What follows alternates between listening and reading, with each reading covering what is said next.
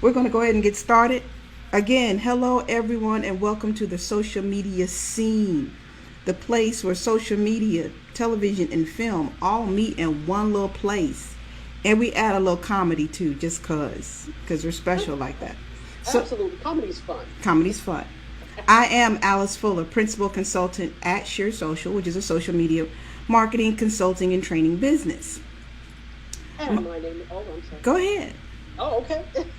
My name is Tatachi Egwu. I'm a media professor, a media maker, all things media. I'm the host of Media Scope, which is the live stream show every Wednesday on Periscope and Buster, and then 7:30 right here on Facebook Live.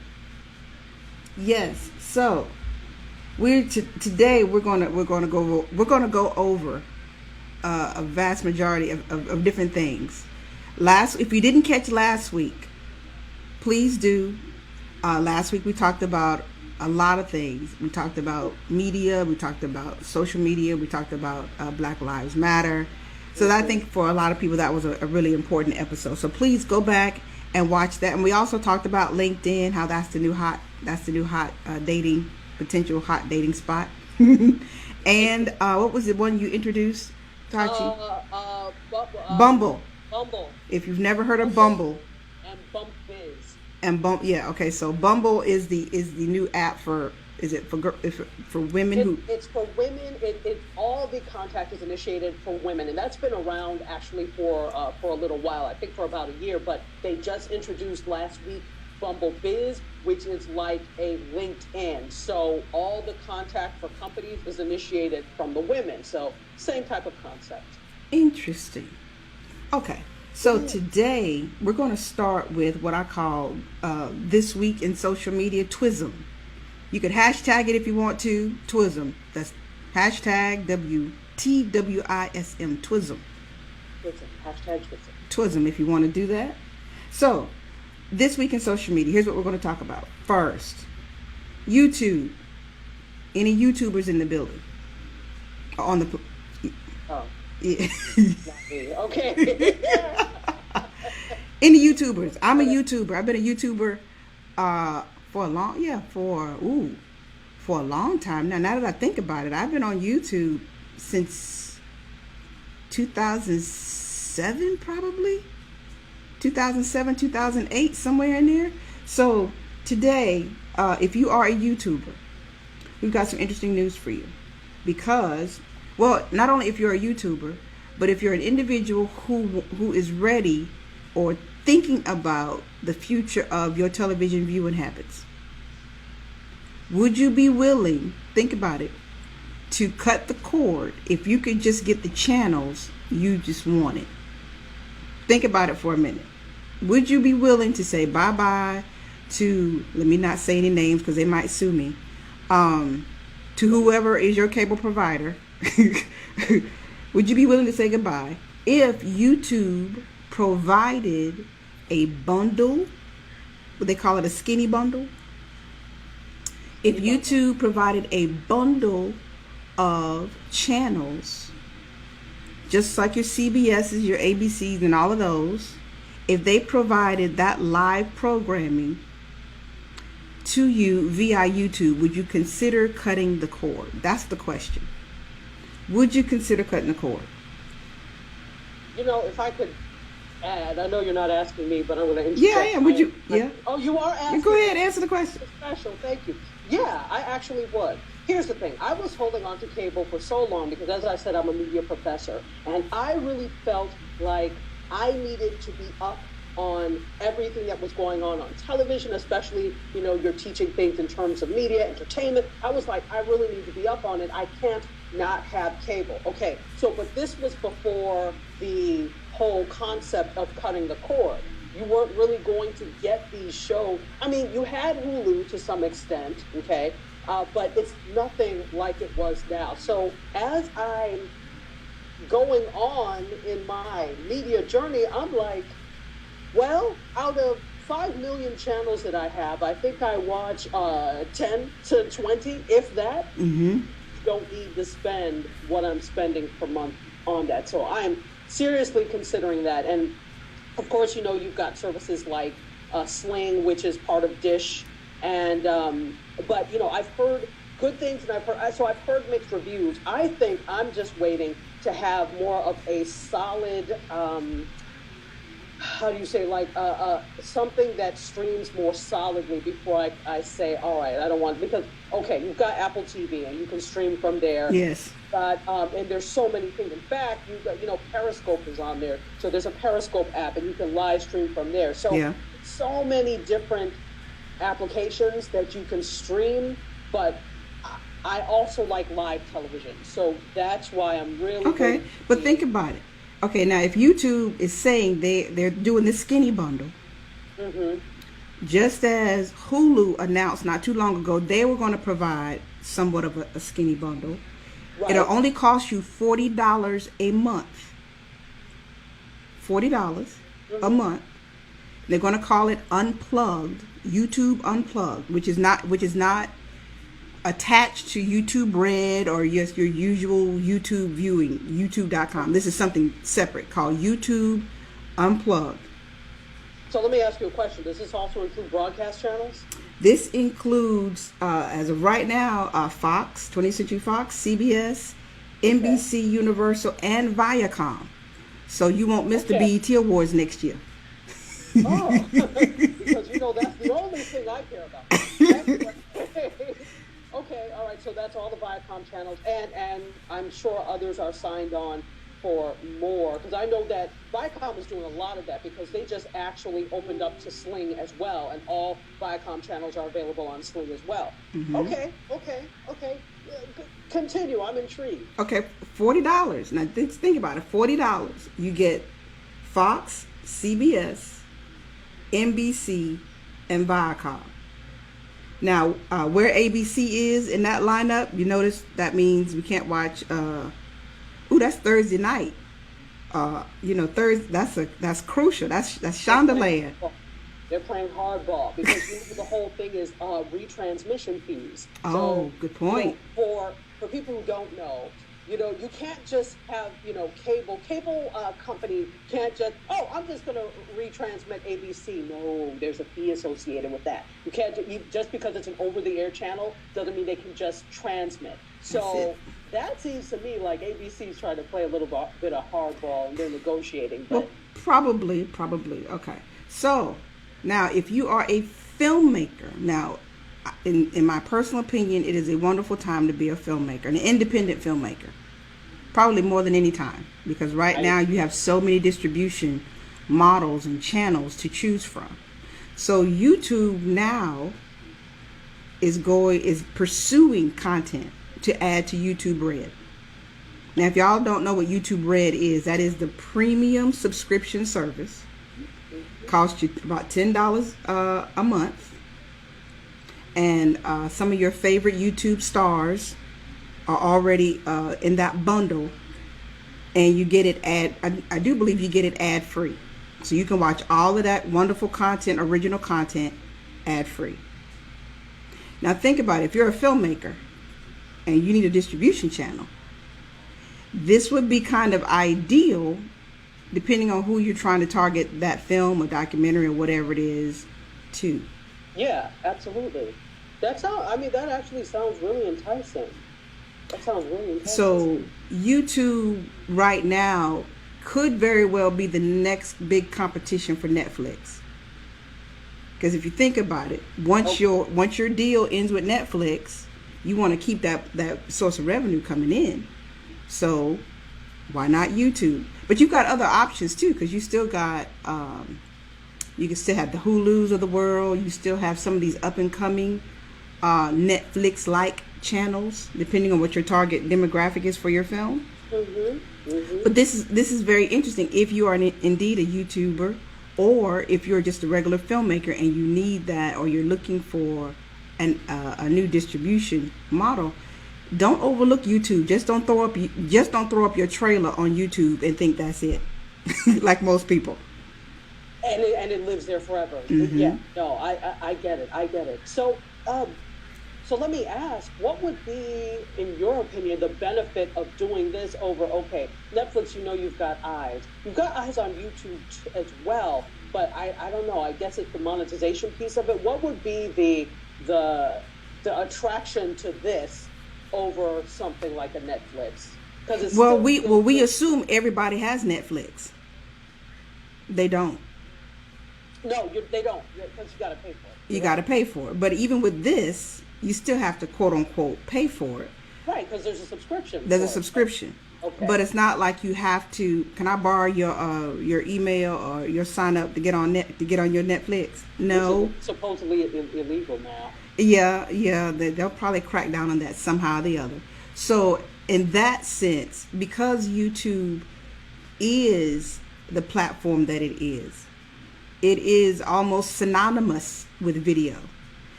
Netflix is synonymous with binge watching.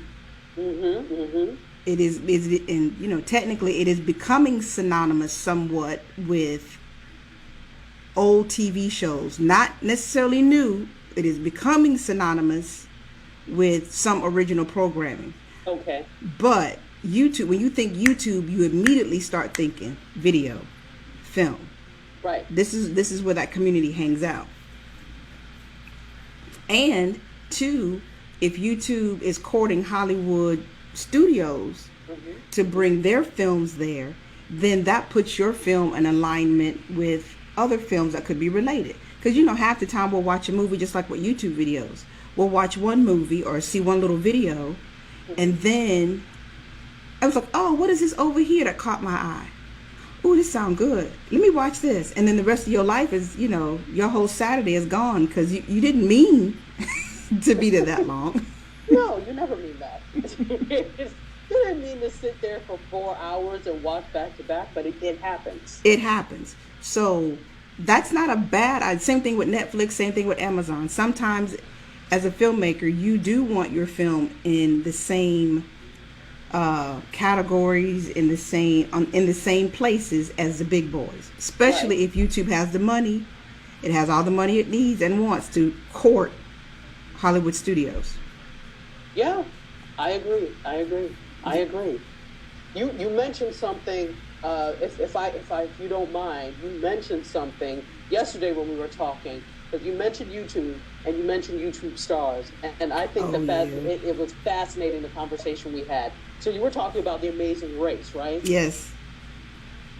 And how The Amazing Race is now, and it's not only The Amazing Race, because there are so many agencies now that are taking on digital stars. So that's YouTube, that's Vine, people that are now probably Periscope famous. Yep. And Facebook Live famous. So you've got people that are social media famous that are getting taken on by a lot of the agencies who just dealt with talent from linear media like television and some extent radio. So you're having that happening now. So you were talking about that they were recruiting for The Amazing Race. They're going to be using YouTube stars, and so tell me what you told me about that.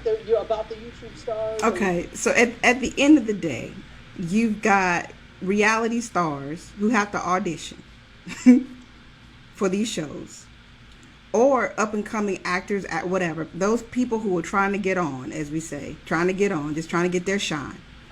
And so now, because these YouTube stars have that audience, you gotta put yourself in the shoes of a Hollywood producer, a real one, not the one, a real Hollywood producer, not as opposed to a fake one. Girl, that's a whole nother episode. Okay. So when you put your business hat on, and you start looking for fresh new talent that has an audience already, and that audience will follow them wherever they go.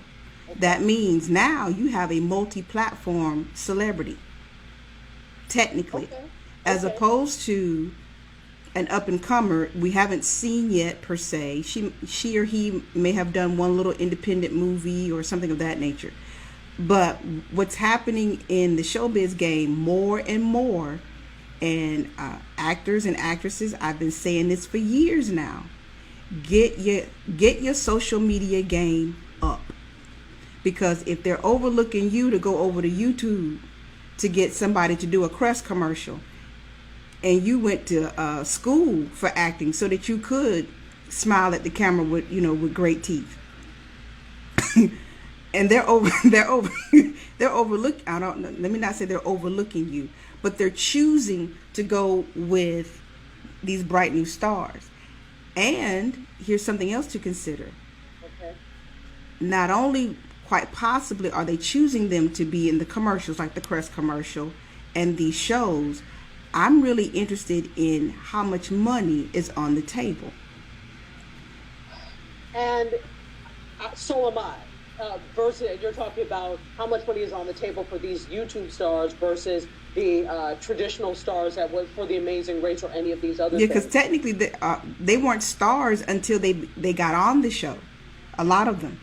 You're right, but if you mean the traditional media stars? Yeah, because usually a lot of your reality show stars, it's just like, well, what do I know her from? Yes, Yeah, who? Exactly. I know you from around Atlanta. Okay, but they were not household names until they got on. Whereas it's the opposite way with people on social media. They probably already have a built-in following. Exactly. Just always. So that is brilliant marketing. I get it. But I also get, and not from the reality point, because if you're a reality television star the traditional way, quote unquote, then probably you were known maybe in your town, and that was it, if that. But I'm talking about the Crest commercial thing, like you were talking about.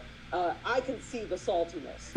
Oh. You went to Yale Conservatory and you studied acting and you studied your craft, and here comes some snotty behind YouTube star that takes the commercial, and work is already far and few between. So think about how many programs there are. We think that there are a lot of programs on television. There really are not. Okay, there are not so many on traditional television. There's a lot more content on these new media platforms, but if we're talking about traditional television that Hollywood has traditionally dealt with, there are not as many shows. So you have way more people who are acting and want to be in these shows than they actually have slots. So I'd be a little perturbed if I had spent years off Broadway. Just a little. Oh, I'm sorry. Just a little perturbed. Just a little. I'd be mighty perturbed. How about that? I'd be mighty perturbed if I had spent all my time studying my craft. Several off-Broadway productions. I wrote, and then I can't find any work, but there are commercials, and often actors will do commercials and voiceover work. But because you're Boo Boo La Fool on YouTube, you get it over me? Yeah. Well, we won't say Boo Boo the Fool. I said La Fool, okay? La Fool. Okay, so La Fool. So he or she is French. Okay, cool. There you go. They made up the name themselves. So Okay. no, I'm not calling them fools. I'm not calling them No. fools. I got you. So that is going to become more and more. Now, about a decade ago, this argument was about hip hoppers and rappers and singers becoming, actors getting overlooked for music stars. But you got to remember, this is the game. This is the business of show. It is called show business for a reason. So, actors, please get your social media game up, because now it is becoming contractual. That social media layer is now really helping these casting directors and producers make the hiring decisions. So now now is not the time to get lazy on the social media game. Now is the time to figure these tools out and generate an audience for yourself. I've been saying that for about a decade now. But I'm like, y'all don't hear me though. That's right. That's right. Nobody listened to you, but now. Oh, they're listening to me real clear now. Now they're bringing you in. And what was that thing you told us 10 years ago? Yes. And now they're listening. Because this is the thing. You also, not only actors, but companies who really want to attract you have really got to get on your social media game. So this is for everybody. You cannot ignore the fact. And speaking of social media game, let's get on our game. I just want to say hello to the people in the room. There's some people watching us. Zakia Ringgold, the soap lady herself, thank you for watching. Gary Lanham, thank you so much for being here. And he has some questions about the split screen. I said we'd be happy to talk to him. Everybody wants to know the split screen secret. It is, and it's really not that difficult, so we'd be happy to share. Well, it's not difficult, but it is quite technical. It's technical. Yeah, because I got my eye on about 5 different little screens and machines. So it is, which is why I'm doing the comments, because I'm like, since she's control room centric, I'm like, all right, go ahead. Because in other world, I might be doing that, so I'm like, go ahead. Sheila Joseph. Hey, Sheila. Soror. Hey, Soror. Thank you for joining us, Sheila. And she says, I watch old movies on YouTube all the time. Yes. My husband watches sports on cable. And, that it's interesting you say that, because we actually co-host a classic movie salon show. Mm-hmm. Yes, on she Sunday. does. And we watch it's like a film club it's like a book club for film. So we watch the movies. They're all free, public domain on YouTube. So there are so many great old movies on YouTube. You're absolutely right, Sheila. You could spend a whole day on YouTube. And that's talking from experience. That ain't nothing I just heard and read in a blog post. I looked it up and it says it was so, therefore it is. It is. But that's a good segue into this next thing, which is Twitter. I love Twitter. Love Twitter. I love Twitter. And for those of you who like sports, I missed the whole Wimbledon. I just came in on the end, when all everybody was tweeting about Serena winning. So I didn't see a game. I missed all of it. So I say that to say Twitter and sports, the two are beginning to go together like peanut butter and jelly, if that's what moves you. I don't really like peanut butter and jelly, but whatever.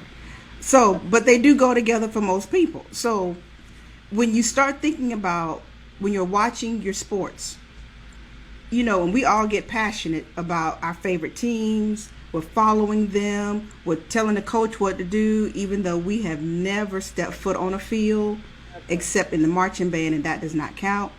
And and what Twitter is now doing, now watch how this thing is evolving. What Twitter is now doing is Twitter is wooing NFL, because they already have a deal with the NFL. Right, for Thursday Night Football. For Thursday Night Football. I will not be watching it because I'll be on Shonda and Land, but hey. But for those of you who adore Thursday Night Football, Twitter has a deal to stream. And we're not talking about just streaming, 10 minutes later or just some clips.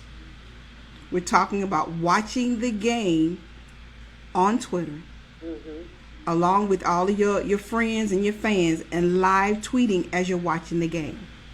But you're kind of doing anyway. A lot of people are already, because usually when there's a major sporting event happening, you'll notice, if you happen to be on Twitter, or even if you're not, maybe you're on Facebook or somewhere else, but you'll notice in your timeline these mentions of the teams, and the next thing you know, they become trending topics. So Twitter is taking advantage of that relationship that we have with our sports, with our mobile phones, and the fact that we like to engage with people even when we really don't know them. Exactly. And that's the cool thing about social media, because we met through social media. Sure did. Any other way except, we happen to be sorority sisters, but I didn't know you before from Barack Obama. Right? No. So, I didn't know you before. And so it was completely through social media. So the amount of connection that we've been able to make through social media, and not just a false connection either, actual real, look, we're doing a show together. So it's awesome. So back on this Twitter thing, to add and to piggyback on what you're saying, so sports is a huge area that Twitter is trying to get back. And look, they're stagnant at 310 daily users. They're trying to do things to push the envelope. Yep. So they also partnered with Bloomberg Media. 2 days ago, they announced a partnership that will extend. So Bloomberg TV already has a smaller audience as it is. They're trying to push that audience by streaming on Twitter. 3 shows they're going to stream: Bloomberg West, which is going to be their flagship technology program; What I Miss, or What You Miss, which is going to be the Global and Financial Markets program; and then With All Due Respect, which will look at the current election cycle. And then, of course, they're going to be, as we talked about yesterday, streaming the Democratic National Convention. Are they doing the Republican? Yes, they're doing both, because you can't do one and not do the other, because then they'll go, that you're not being partial. No, well, they ask for equal time, absolutely, because they'll get on you and ding you with the FCC even. Yeah, so they will get on. Can you imagine those Trump tweets? I can imagine the Trump tweets. Rigged.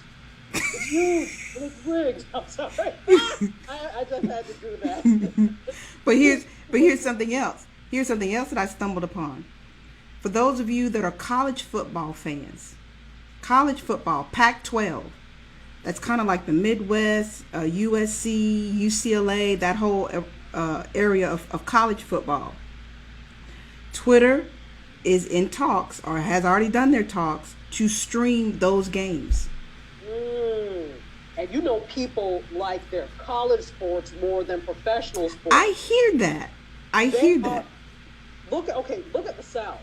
Oh. University of Tennessee, University of Alabama, University of Georgia, yes. Florida, University of Florida, all these southern schools, they love their sport. And it's not just southern schools, but they're huge down here, especially when you look at University of Alabama. So people love their college sports. So Twitter is right on the money with trying to target people. You're right.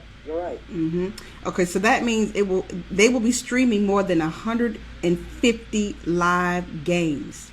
Wow. And that's just not basketball or football.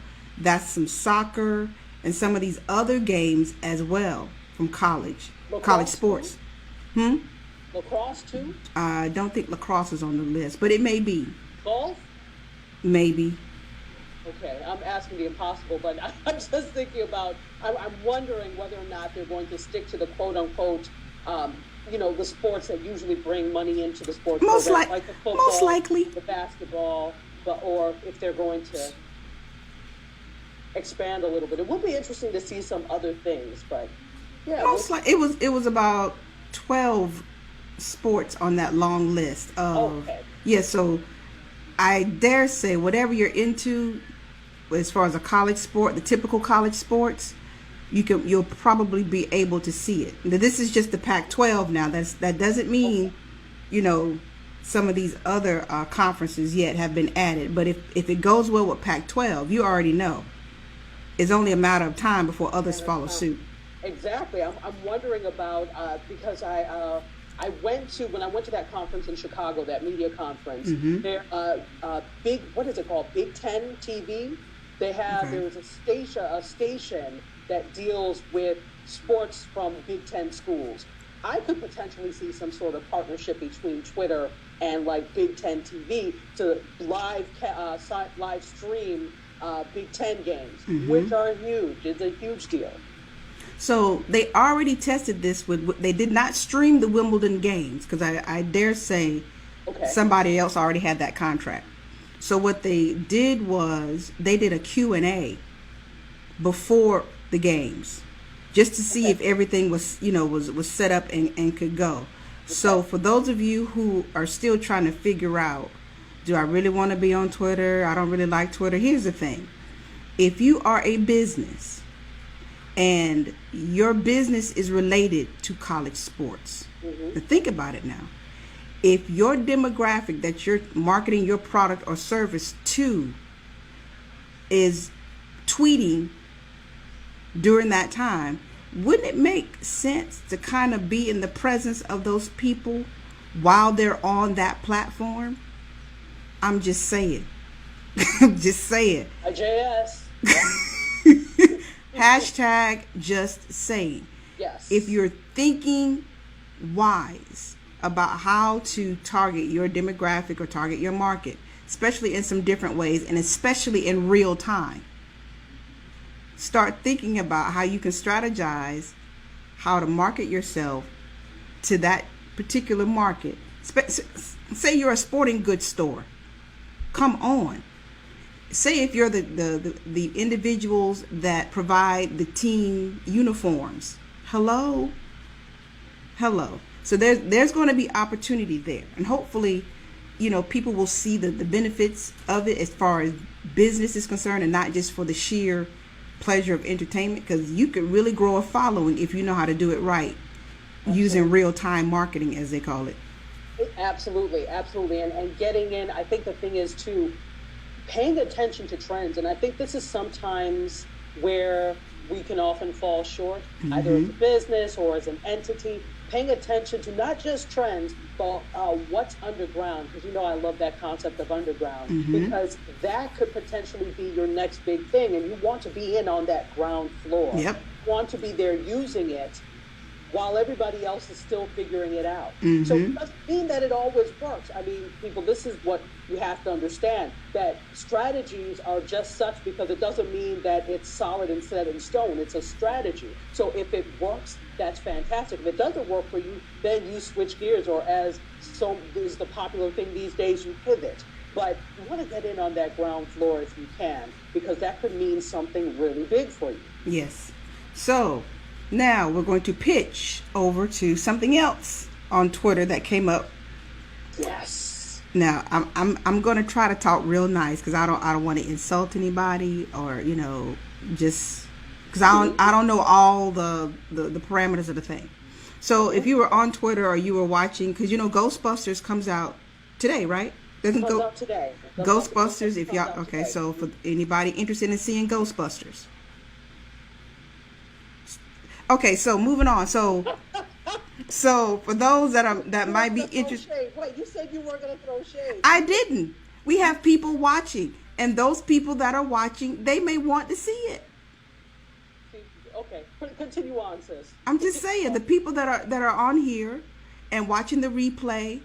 You're right. They may want to see it. They may want to see it. Okay. Yeah. So this is about the power of Twitter and celebrity.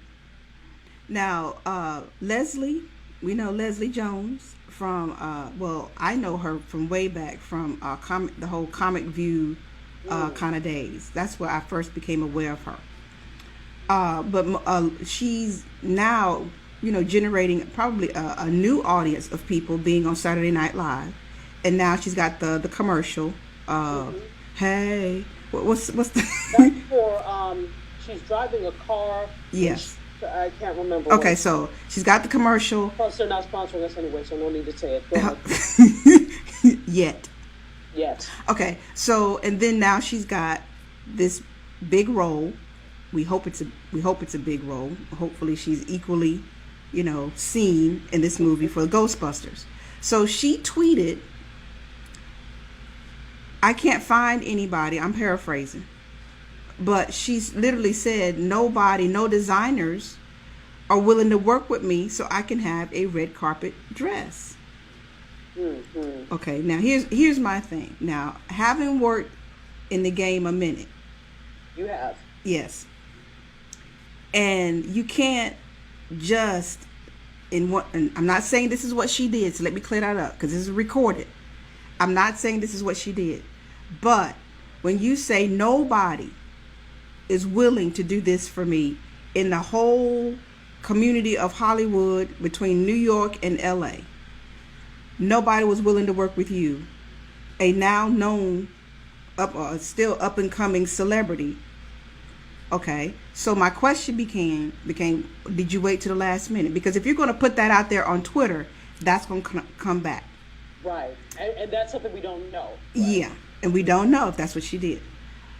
But the beauty of it was she put her angst, her dilemma out there on Twitter, and a very well-known designer responded. Now, Tachi, I'll let you tell the rest of the story. Yeah, so Christian Siriano, who actually was the winner of, I don't remember which cycle of Project Runway, but I've always adored Christian Siriano. First of all, I adore fashion. I'm really, really heavily into fashion and follow fashion somewhat closely. So that's why I let you that's why I let you continue, because I'm not a fashionista at all. Really? Oh no! Okay. If it fits and it does not require ironing, I'm rolling with it. I don't care whose name is on it. no, I don't care who you know, well, real fashion is not about labels. Fashion is about individual style and projecting that individual style. See, I didn't even know that. See, well, so you're a fashionista and you didn't even know. See?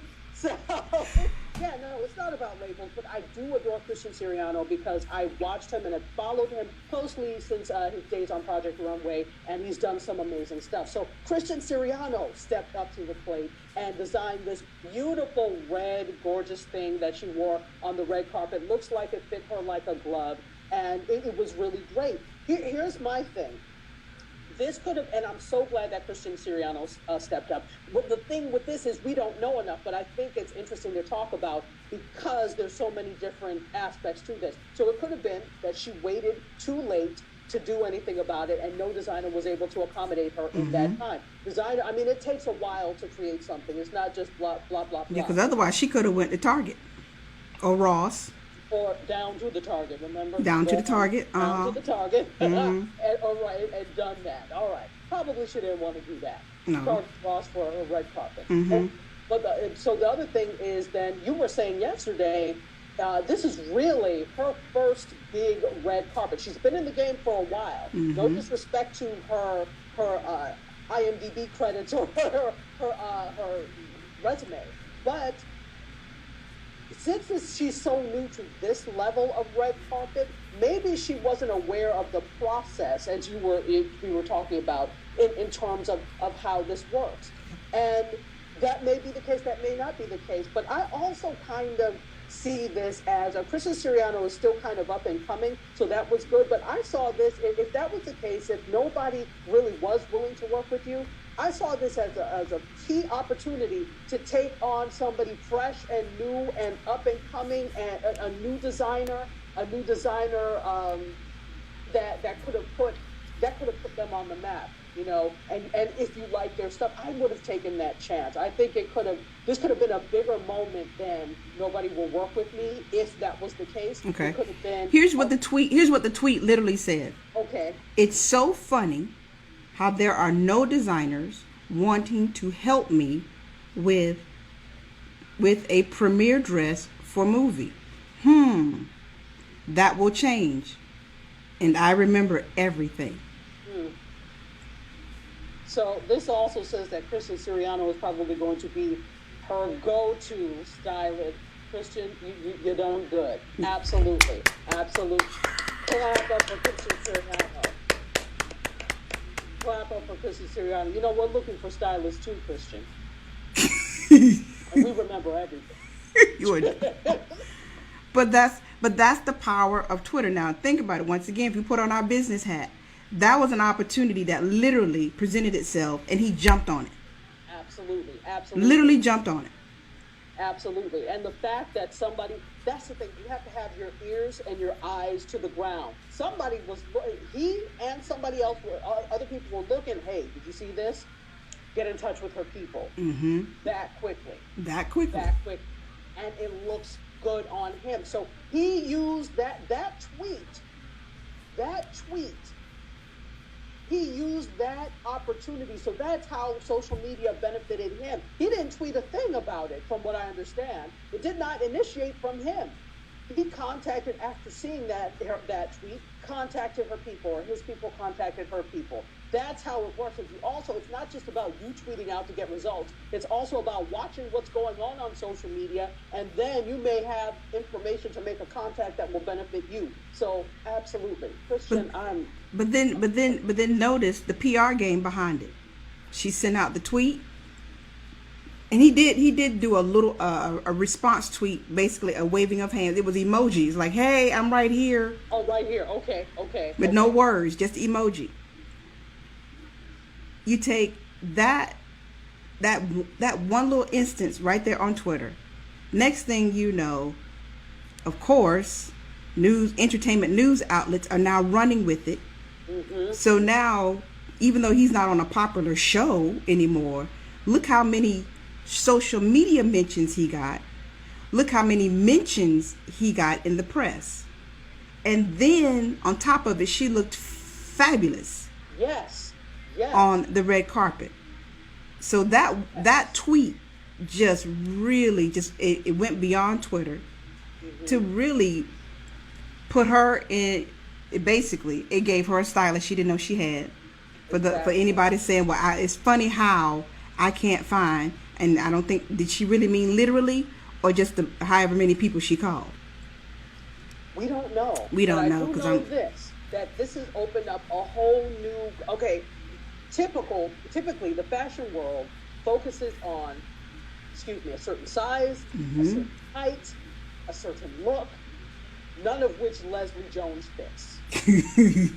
I'm just saying, by traditional fashion standards, she is not it. Maybe height-wise, but that's about it. And so the fact that Christian Siriano saw this and saw a sculpture and said, I can definitely make you look beautiful, and he did, that's going to open up his opportunities tremendously. Tremendously. You have now taken a whole segment of people that have been ignored by the fashion industry and said, look what I can do for you. Oh, his phone was blowing just ringing, okay? And I just have to say how proud I am of him for doing that. This is a Project Runway alum, okay, who's starting to make some strides, and he's been doing some big things.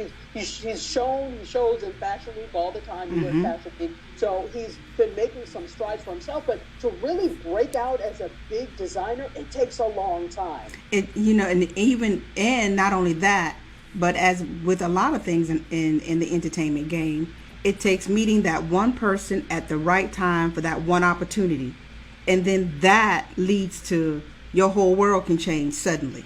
Absolutely. And couldn't have happened to a better person. I don't know him, but I know his work and I love it. So kudos, Christian Siriano. Big ups to you. Go ahead. So on that same strain with Twitter, the last thing I'll say about Twitter, it shows the power of celebrity, as you were saying, because earlier this week. So, I mean, it's not like I'm a Kim Kardashian follower, not necessarily, but I just thought it was interesting. There was this whole thing, there was an article that was, I believe, in Digiday, asking, why can't we correct our tweets? And it's annoying as hell, because you put up something, and it's all profound, and you misspell something, or you use the wrong and just ruined it. And it's ruined. And meantime, like 10 people have already liked it. It's been shared. And the only way to correct it is to take it all down again, delete it, and post it back up. Yep. And it's like, if you don't catch it in time, it might have already, grown wings. And it's like, damn, but it's misspelled. And it doesn't really look good for things to be misspelled or to have typos. So, that was what this article was about. Why isn't it? It doesn't mean that it's not going to happen, but why isn't it? So Kim Kardashian said something to the effect that it would really be cool if we were able to correct our tweets. Who but Twitter got back to her and agreed with the idea. Doesn't mean it's going to happen. Doesn't mean if it does happen, it's because of Kim Kardashian. But it does show the fact that celebrities have power, and the fact that they answered her back right away, too. Yes. Right away.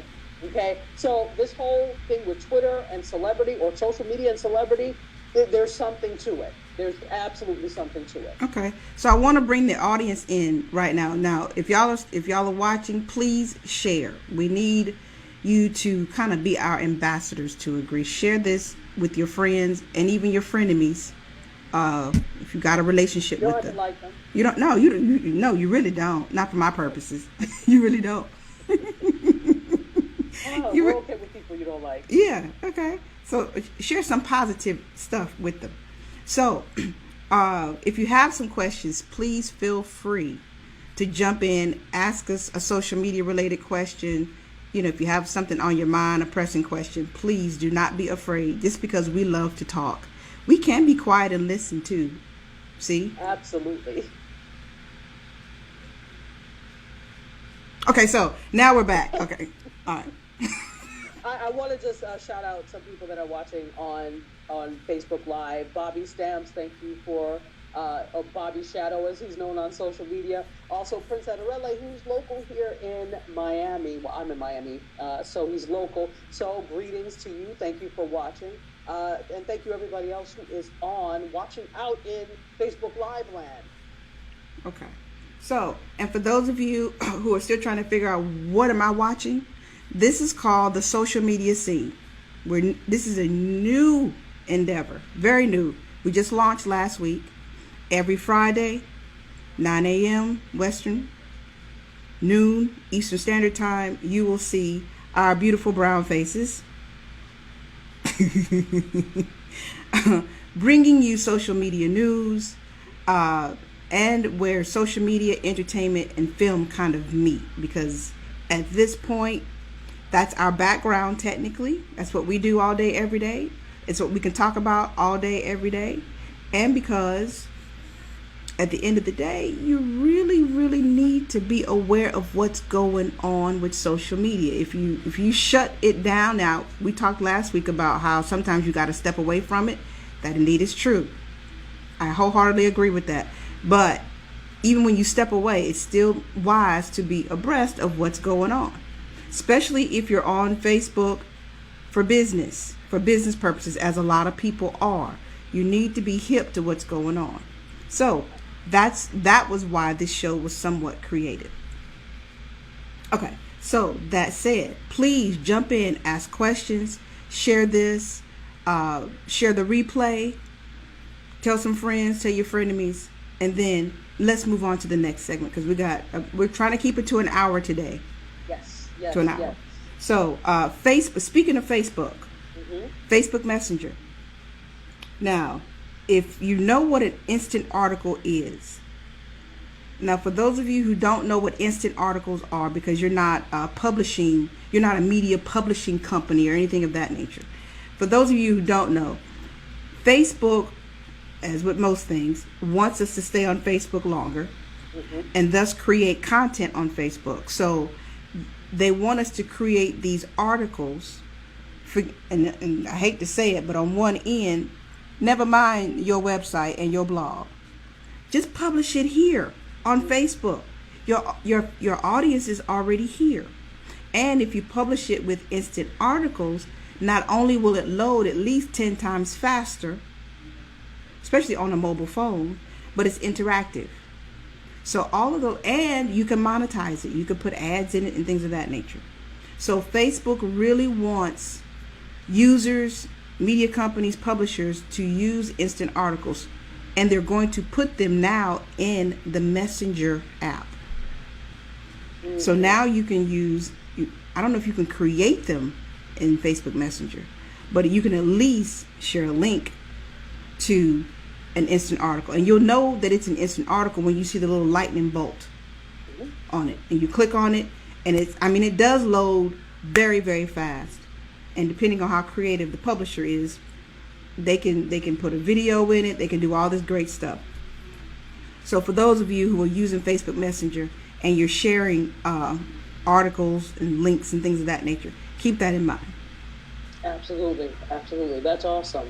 You know, I do want to kind of look at the counter end of that. Whereas, Facebook wants to be all things to all people, instead of if they want to be Snapchat and Periscope and everything. They want to be our everything social media. So we never leave. Never leave, exactly, because like you said, they're trying to get you to spend more time. I think they said the stats are that the average Facebook user spends 50 minutes per day on Facebook, and they want more time. And 50 minutes doesn't seem like a lot, but if you think about it, that is almost an hour out of your day. So if you spend an hour at work on Facebook, that's an hour less of productivity, and they want more. So, but you know, there's always this argument about having your own platform, because I don't foresee Facebook going anywhere. I really don't. But what if, for God forbid, something does happen to Facebook, or something does happen to any one of those social media platforms, and all of your content is based there? You then don't have any place. So that's why I'm always an advocate of also having your own platform of some type, some sort, whether it's your website, whether it's an app that you built, something, because then you always have something where your content lives. I'm not an advocate of just directly. If you use instant articles, you better damn well have it on your blog as well. Both places. Yeah. Both places. So here's the thing. According to Facebook, Facebook says over 900 million people share and read news stories privately on Messenger. That's a lot of content. That is a lot of content. However, here's the flip side. As a business, you got to think about it, because even though you're on Facebook, you're using instant articles, and quite possibly people are engaging with your instant article via mobile, you still got to keep in mind that the organic reach of your content is basically down to nil. It is officially pay to play to a degree. And it's not even to a degree. It is what it is now. Facebook is just like, look, it is what it is. We're a business. We're not playing in the sandbox with you anymore. This is a bona fide. Matter of fact, I was reading earlier today that Facebook might right now recategorize itself not just as a social media platform, but a media publishing company. Okay, so similar to what Twitter did in terms of recategorizing itself from a social platform to a news platform. Okay. I can see that. And that makes sense as to why both platforms are going so hard in trying to woo the publishing companies and the broadcasting companies to basically forget the website. Who has those anymore? I do. And just do everything here on Facebook. Do not, people, do not drink all the Kool-Aid, okay? Yeah. Matter of fact, it's not good for you anyway, but every now and then, I know, it's hot, so, and it's tasty, especially the red kind. So, goodness. I'm sorry. Red has a flavor, so it's funny when you see these memes, though, when it's like, what color is this to determine your blackness? And the answer is red. Red. But there's cherry, isn't there? There's strawberry. Okay, red. Sorry. You know who? Girl, bye.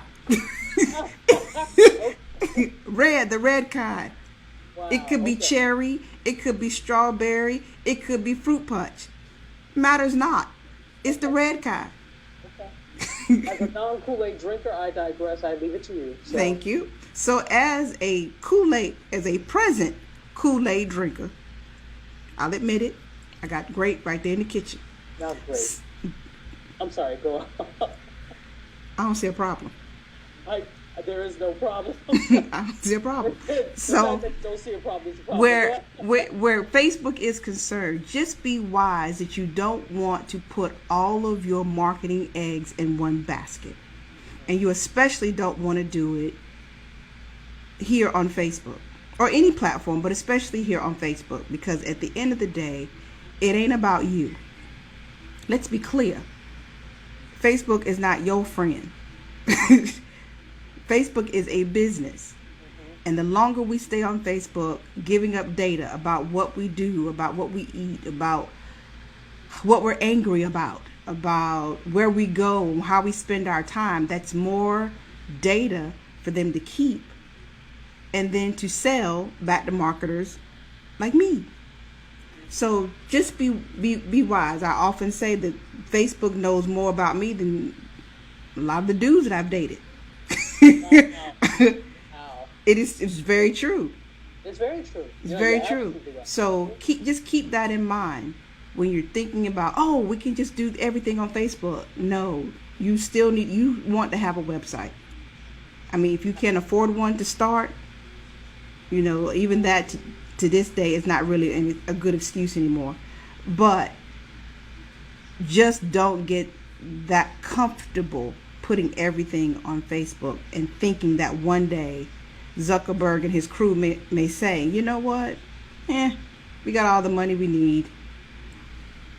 Never you want this? Third party for that. Yes. Do you want this other company? Do you want all of this data we have? We'll sell it to you for $1 bazillion.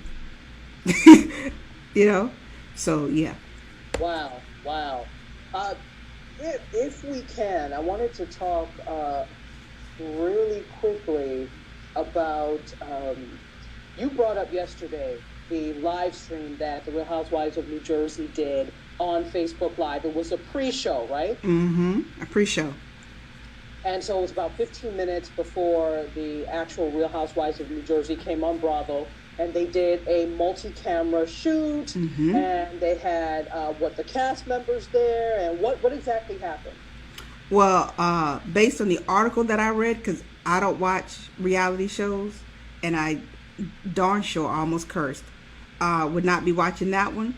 But for the most part, from a television production perspective, just like with a lot of things, it's just like red carpet. People are creating, producers and TV producers now are creating content, the pre-show. Because technically, the rights, rules, and regulations to the actual broadcast, that's already bought and sold. So they can't give that away via Facebook. Right. But they can create a show before the show, the pre-show, just to stir up ratings and interest and create some online buzz for the show to come. So that's basically what they're doing. And I guarantee you, you're going to see more and more and more of that as this whole effort to get more networks and producers and everybody to just stream through Facebook, because the tools are here. Facebook has made it very easy to do multi-camera. And most of us can't do multi-camera as of yet, but you've got cameras now that are on the market right now that will allow you to do multi-camera through Facebook Live, and so you're not just stuck with using your mobile phone. Absolutely. So it's coming, and don't be surprised when Periscope starts to have the same capability, because Twitter is really trying to up their game. And then the same thing with YouTube. When YouTube Connect finally does debut for real, you will see that as well. Here's my thing. You actually did watch a little bit of that pre-show, and you were able to see. And here's my thing with some of the big media companies in terms of live streaming. Everybody's on it. But what's happening is there are so many that are not doing it in the most useful way and the most fruitful way. Yep. Because all they're doing is replicating what they do on television or on other non-interactive platforms, and replicating that during live stream. The point of live streaming is to have interaction with your audience and to engage your audience. Audiences that are live stream audiences want to be acknowledged. They want to have their name said. They want to be said hello to. They want to have their questions answered. They want to be able to comment and have you acknowledge their comment. So if you're just so concerned about the multi-camera and the sound and everything, guess what? All of that is important. I'm a broadcaster myself. I do believe in broadcasting well and having high production value. However, there are a lot of things that a live stream audience will forgive. And part of that is some diminished quality, because if it means I get to talk to you, I'd rather that than to have the slick production. So a lot of these companies are getting it wrong. It's about the interaction. It's not just about high production value. And you're going to start to lose audience members in those arenas if you feel it's only about making sure everything is perfect. Engage, damn it. Ooh, I'm gonna tell your mama. Please do. And one of the major reasons broadcasters get it wrong, again, traditional is trying to catch up with what they think the audience wants. So when you get into the production meeting, the mindset still is focus more on what makes us money. That's the first thing. Focus more on what makes us money. But the other element of that is too, well, what makes you money is when your audience looks at that programming that has the ad in it and hopefully takes some action to either buy or to download or whatever it is you're asking them to do. So engaging that audience is crucial to getting them off of Facebook or wherever your first touch is, into taking that next level action, which is usually either watch it on TV, because we're not streaming it here on Facebook. This was just to whet your appetite. So take it to the next level and go watch it on TV, and then maybe we'll come back to Facebook Live, because as a TV producer now, you really have to think multi-platform. If you're not thinking multi-platform, you are really behind the ball. So having that team in place is crucial. And you're right, they don't think about it because they're on most of the executive producers, the money, and the people who make a lot of the decisions are still old heads. So they want to focus on the money element, and you have to do that. But they also forgetting, like you said, the engagement part is crucial. I guarantee there is somebody sitting in a cubicle, probably going through the comments, and if something is said that's just way out of the way, especially for certain shows, they'll ban it or they'll delete it. But in many instances, they have not been given the okay to respond. You got the little intern who just started, a month ago. Great. We trust her to do certain things, but we don't trust her to necessarily, at this point, to operate as our brand. Well, you got to trust somebody to operate as the brand. That's where and then you don't have to be there all day, because you're just using social media as a one-to-many model. That's old school now. We're more accustomed now to having, you talk, and then we comment, and then you come back. That can be scary, real scary for a traditional broadcaster. No, and I understand. And that's the media in general. The media goes with what makes money and what they know for sure makes money. That's what it's all about. And to spend money in an area that you're still unsure of, which is why you still don't have a lot of people supporting or underwriting, whatever the case may be, for live streaming. So to some extent, yes, but that model is still being worked out. And some of it is because of apprehension and fear by the broadcasters, and that's because they still think with an old model. Now it's not just about the number of eyes, it's about the engagement with the content. So what good is it to have 1 million followers if you only have 100 good people that watch, if that? And then of those 100, 30 engage. That's a terrible return on investment. It is. When you talk about that. So I get the apprehension in some cases, but it can't just be about followers. It has to be about engagement and how engaged these people are with them, not just on that platform, but other platforms as well, because followers go from platform to platform to platform with the content creator. So before we get out of here, I want to talk about the 23 Ways, hashtag 23 Ways campaign. By now, you may have seen this video. It is produced. Alicia Keys is behind it. She's seemingly Alicia Keys. Saw this article in, it's called Mic magazine. And it's a trade obviously it's a trade magazine for people in the music game, okay? And there was an article written in there that just moved her. The article was basically written about, the shootings and our response to the shootings and police brutality and things of that nature. And she was so moved by what she read that she decided to call 23 of her closest friends, or this is the 23, she might have called more, but this is the 23 that were willing to stop whatever it is they were doing and put their cell phones up and record a video and send it to her. Now, the 23 Ways, basically, it gives you, it's a number of how many different ways, I hate to say it, but this is the real of it. 23 ways you can just get killed just being black. 23 ways. And it is it's celebrity heavy, but it's not that kind of celebrity heavy like We Are the World and everybody got cute to really do it. It's very organic. Alicia Keys is in it, of course. Beyonce, Bono, Rihanna, Taraji, Chris Rock,